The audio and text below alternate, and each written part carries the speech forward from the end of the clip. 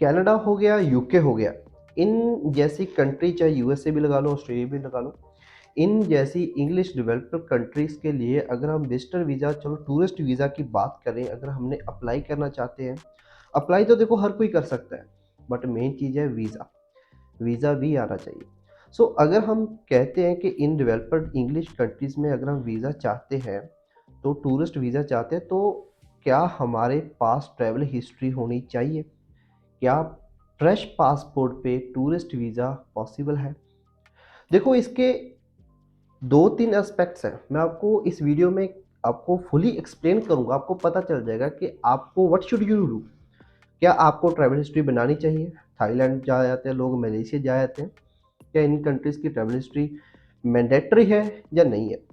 So like जब मैं Canada का वीज़ा अप्लाई करता हूँ, जो ऑस्ट्रेलिया का भी करता हूँ ना, तो वहाँ पे फॉर्म्स पे एक अलग फॉर्म होता है, जो हमें फिल करना पड़ता है। उसमें पूछा जाता है, have you travelled any country in the past 10 years, in the past 5 years, या फिर सिंस 18?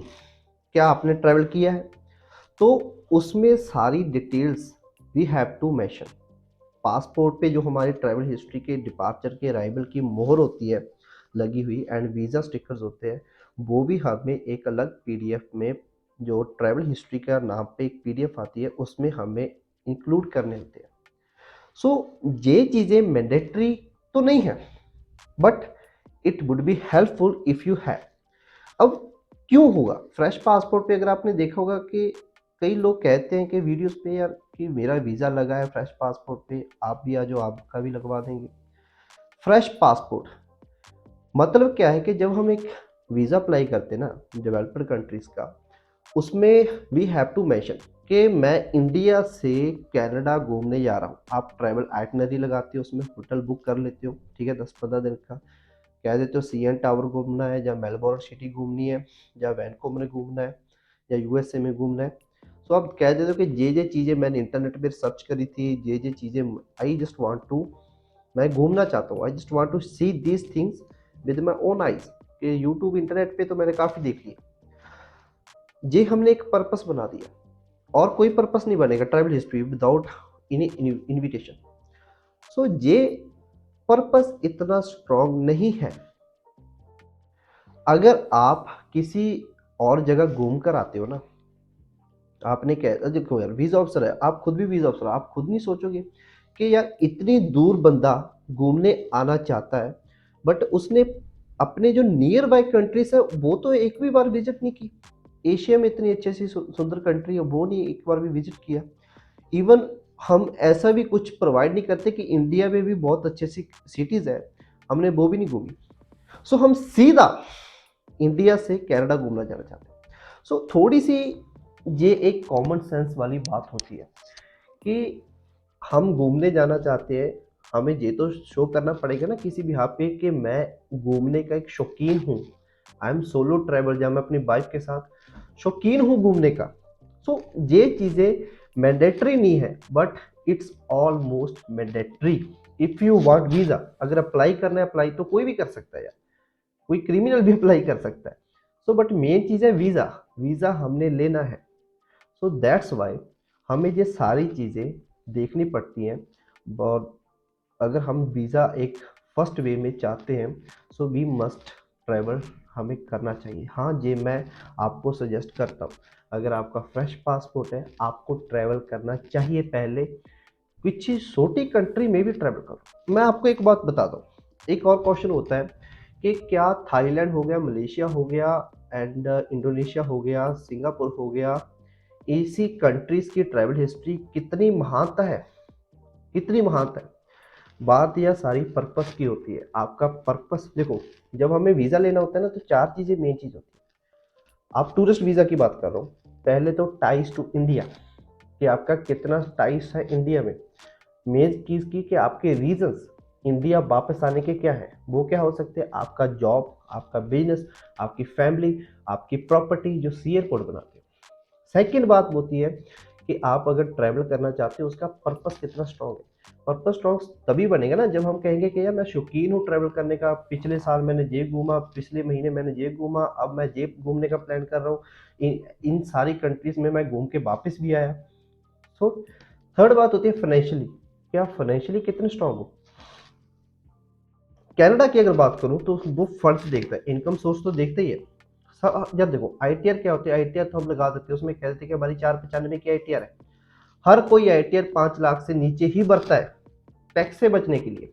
तो सारों सभी लोगों की आईटीआर इतनी की होती है। अगर किसी का बिजनेस सेटअप होता है वो कह देता है कि हाँ मैं टैक्स भर देता है 20-30 हज़ार सरकार को, वो कह देता है कि हाँ मेरी इतनी की आईटीआर है। सो मेन चीज़ है कि फाइनेंशियली आप कितने स्ट्रॉन्ग, आपके पास फंड्स कितने हैं, एफडी कितनी है, लिक्विड कितना है। सो कई बार मैंने देखा है कि जब हम कनाडा घूमने जा रहे हो कि बट फंड्स जो है हमारे पास 2-3 लाख शो किए हुए हैं। सो ये चीज़ नहीं है, हमें फंड्स है कम से कम 10 लाख तो चाहिए ही। अगर हम 10 लाख 10 दिनों के लिए ही घूमने जा रहे हैं, क्यों? क्योंकि आप देखोगे ट्रैवल आने जाने का भी खर्चा है यार। आप अगर 10 लाख शो करो इट मीन्स कि आपकी जिंदगी की जमा पूंजी 10 लाख है। सो इट मीन्स कि आप 10 लाख का 10 लाख थोड़ी यूज करोगे, उसमें आप खर्चा बताओगे कि कितना आएगा। आप अकेले जा रहे हो तो आपका 3 लाख तो राउंड समथिंग राउंड तो ट्रैवल हो गया, आपकी जाने की आने की टिकट होगी कनाडा की। उसके बाद आपका रहने का वहाँ पे खर्चा होगा, नियर अबाउट आपका 5-6 लाख खर्चा होगा। चलो शॉपिंग का सारा कुछ मिला के हम जो वीज़ा सबको एक बजट बना के दिखाते हैं। सो मेन चीज़ है कि आपके पास पीछे भी बचना चाहिए, बट कई केसेस में देखा है कि यार फंड बहुत कम शो किए होते हैं। नेक्स्ट मैं बात बताना चाहूँगा कि अगर आप घूमने जाना चाहते हो, ट्रैवल हिस्ट्री बनाना चाहते हो इन सारी कंट्रीज़ के पहले, मैं आपको सजेस्ट करूँगा कि इतना पैसा मत खराब करो। थाईलैंड चले गए, उसमें आपको पता है कि वीज़ा ऑन अराइवल है। थोड़ी सी अच्छी कंट्री की ट्रैवल हिस्ट्री बनाओ। थाईलैंड हो गया, दुबई हो गया, आपको पता है कि अगर आप जाना चाहते हो तो आप आओ यार, आपका 10 दिन में आपका वीज़ा भी मिलेगा, सारा कुछ। आप 10-20 हज़ार सारा खर्चा है उसमें, 20-30 हज़ार में बंदा जाके वापस आ जाता है, इतना ज़्यादा खर्चा नहीं है। बट मेन चीज़ है कि ट्रैवल हिस्ट्री हम उन कंट्रीज़ की बनाएं जिनका बेनिफिट हमें एक्चुअल में मिले। अगर मैं ये कहूँ कि वीज़ा ऑफिसर को ये कहूँगा, लाइक मैं कवर लेटर बना रहा हूँ, उसमें मैं कह रहा हूँ कि मैं थाईलैंड घूम के आया, अगर मुझे रहना होता तो मैं वहीं पे रह सकता, that's why I live Thailand. अरे यार कहाँ थाईलैंड, कहाँ कनाडा। सो थोड़ी अच्छी कंट्री जहाँ पे हम कह पाएँ वीज़ा ऑफिसर को कि मेरे पास वहाँ पे अपॉर्चुनिटीज़ थी, बट मैंने अपनी प्रायोरिटी अपनी ज़मीन, अपनी फैमिली, अपनी जॉब इंडिया को दी है। आई लेफ्ट, मेरा वहाँ पे पर्पस अकेला घूमने का था। तो ऐसी कंट्री की ट्रैवल हिस्ट्री बनाओ। अब ऐसी कंट्री की ट्रैवल हिस्ट्री बुक कौन सी हो सकती है? सिंगापुर आप जा सकते हैं। सिंगापुर का वीज़ा लेना आसान भी है, चाहे उसका इलेक्ट्रॉनिक वीज़ा है। ये भी एक बहुत ही क्वेश्चन रेज होता है कि यार स्टिकर वीज़ा लें या इलेक्ट्रॉनिक वीज़ा। ये वीज़ा तो वीज़ा ही है ना, चाहे वो स्टिकर है चाहे वो इलेक्ट्रॉनिक वीज़ा, इट मीन्स कि वो वीज़ा है, ठीक है। उसका आपको वीज़ा एक इलेक्ट्रॉनिक लेटर मिलता है, वो हम एज अ ट्रैवल हिस्ट्री में लगाते हैं, या फिर आपका स्टिकर वीज़ा होता है। सो सिंगापुर जाओ, ठीक है, दुबई जा सकते हो, तुर्की जा सकते हो, रशिया जा सकते हो। अगर आप इन कंट्रीज में जाना चाहते हो यू कैन कॉन्टैक्ट मी। और उसके बाद मैं आपको एक और बात बताना चाहूँगा, न्यूजीलैंड आप अप्लाई कर सकते हो। न्यूजीलैंड का जो करंटली सक्सेस रेट है, मैंने देखा है कि बहुत अच्छा चल रहा है। बेसिकली रिक्वायरमेंट्स तो उनकी भी बहुत ज़्यादा होती है।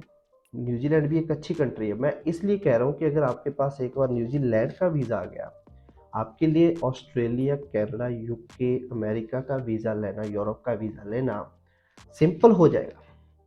अगर आप जाना चाहते हो सिंगापुर का वीज़ा लो, वहाँ पे एक अच्छी ट्रैवल हिस्ट्री आ जाएगी आपकी, क्योंकि वो एक इंग्लिश कंट्री है।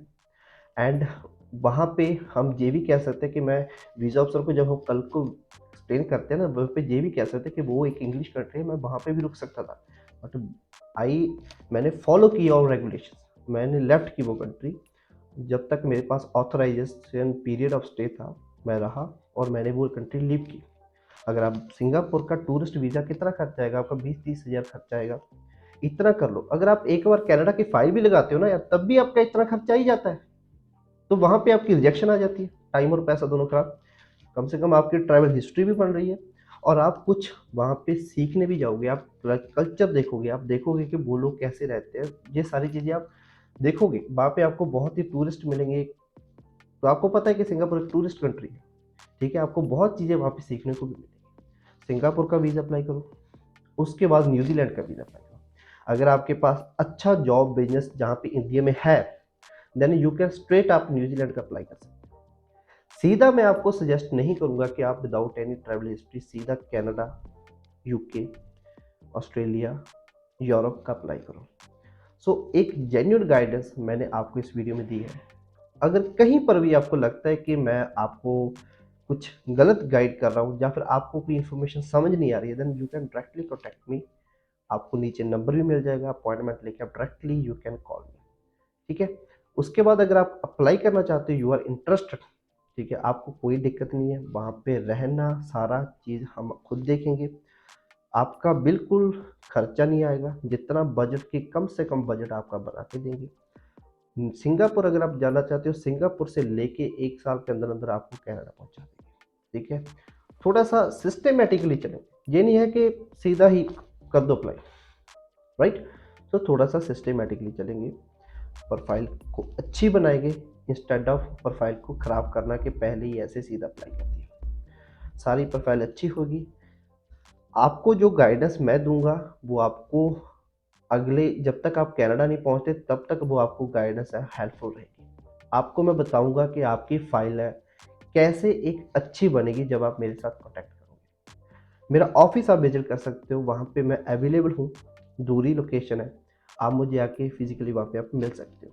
जो भी आपके कंसर्न है, क्वेश्चन है, रेस, जो भी आपकी डाउट्स है, आप मेरे पास अपनी प्रोफाइल शेयर करके मिल सकते हो। बाकी और किसी भी जानकारी के लिए, study visa, visitor visa, spouse open work permit, if you want any assistance from our side, you can directly call us. Number आपको नीचे मिल जाएगा एंड आप मेरे से अपॉइंटमेंट लेके भी बात कर सकते हो। Thank you so much. सत श्री अकाल।